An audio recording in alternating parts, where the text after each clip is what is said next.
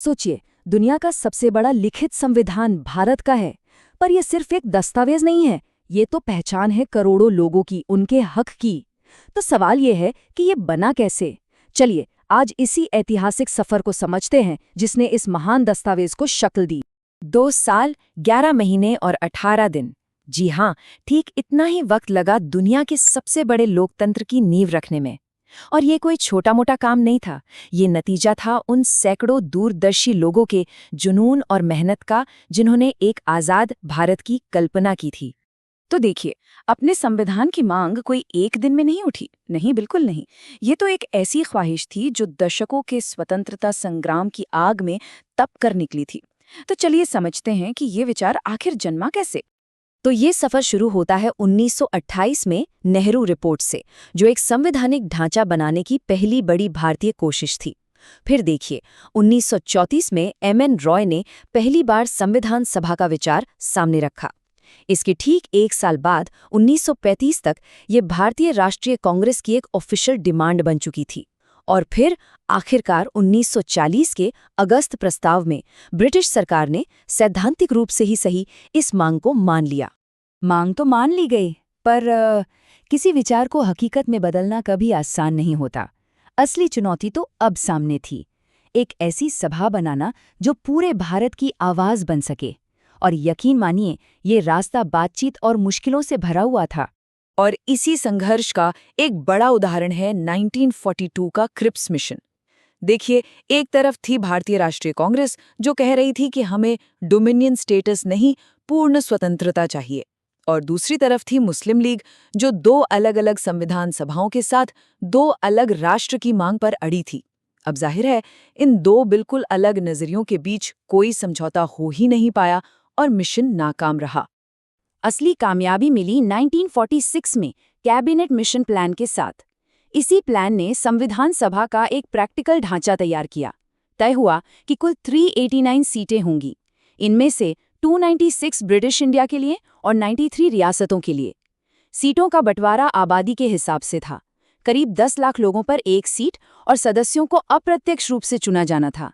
मतलब अब जमीन तैयार हो रही थी।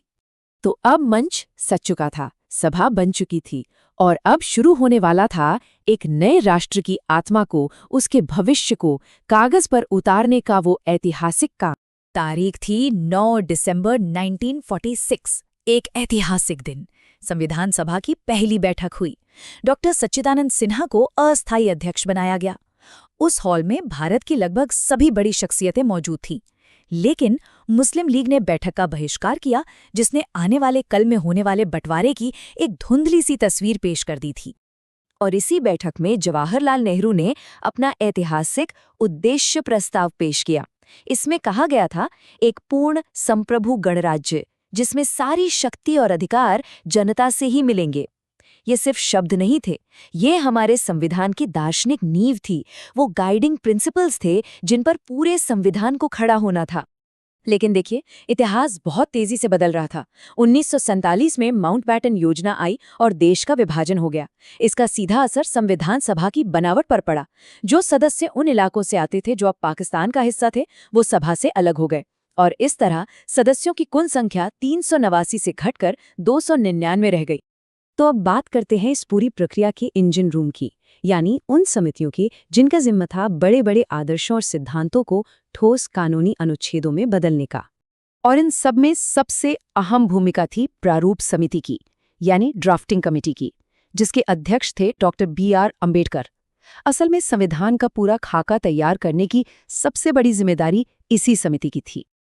और एक बात जानना बहुत जरूरी है, ये सब कुछ बंद दरवाजों के पीछे नहीं हो रहा था। देखिए, पहला ड्राफ्ट फरवरी 1948 में पब्लिक किया गया, और फिर आम लोगों को, अखबारों को, संस्थाओं को पूरे 8 महीने दिए गए इस पर बहस करने के लिए, सुझाव देने के लिए। इन्हीं सुझावों के आधार पर दूसरा और फिर फाइनल ड्राफ्ट तैयार हुआ। ये अपने आप में एक मिसाल है कि कैसे जनता की भागीदारी से संविधान बनाया जा रहा था। और जरा बहस का पैमाना देखिए, लगभग 7,635 संशोधन प्रस्तावित किए गए और उनमें से 2,473 पर तो बाकायदा बहस हुई। ये आंकड़े बताते हैं कि हर एक अनुच्छेद पर, हर एक शब्द पर कितनी बारीकी से और कितनी गंभीरता से विचार किया गया था। तो सालों की मेहनत, बहस और सुधारों के बाद आखिरकार वो लम्हा आ ही गया जब इस दस्तावेज को अपनाने और लागू करने का समय था। और फिर आया वो ऐतिहासिक दिन, 26 नवंबर 1949। आज हम इस दिन को संविधान दिवस के तौर पे मनाते हैं। इसी दिन सभा में मौजूद 284 सदस्यों ने इस पर हस्ताक्षर किए और देश ने अपने संविधान को अपना लिया। लेकिन एक सवाल उठता है, अगर संविधान 26 नवंबर को अपना लिया गया तो इसे लागू करने के लिए 26 जनवरी का इंतजार क्यों किया गया? वजह बहुत खास है। बात यह है कि ठीक 20 साल पहले 26 जनवरी 1930 को भारतीय राष्ट्रीय कांग्रेस ने पूर्ण स्वराज का ऐलान किया था। तो बस उसी ऐतिहासिक दिन को सम्मान देने के लिए संविधान को पूरी तरह से लागू करने के लिए 26 जनवरी की तारीख चुनी गई। और संविधान लागू होने से ठीक 2 दिन पहले यानी 24 जनवरी 1950 को संविधान सभा की आखिरी बैठक हुई। इसी एक दिन में कई ऐतिहासिक काम हुए। डॉक्टर राजेंद्र प्रसाद को भारत का पहला राष्ट्रपति चुना गया और साथ ही हमारे राष्ट्रगान और राष्ट्रगीत को भी अपनाया गया। ये एक नए गणराज्य के सफर के आखिरी पर बहुत ही अहम पड़ाव थे। तो ये थी हमारे संविधान के बनने की कहानी, एक ऐसा सफर जिसमें बहस थी, समझौते थे और सबसे बढ़कर एक नए राष्ट्र का सपना था। और ये कहानी हमें एक बहुत गहरे सवाल के साथ छोड़ जाती है कि आखिर कैसे एक दस्तावेज जो इतने साल पहले लिखा गया आज भी करोड़ों लोगों को प्रेरणा देता है और उनका मार्गदर्शन करता है।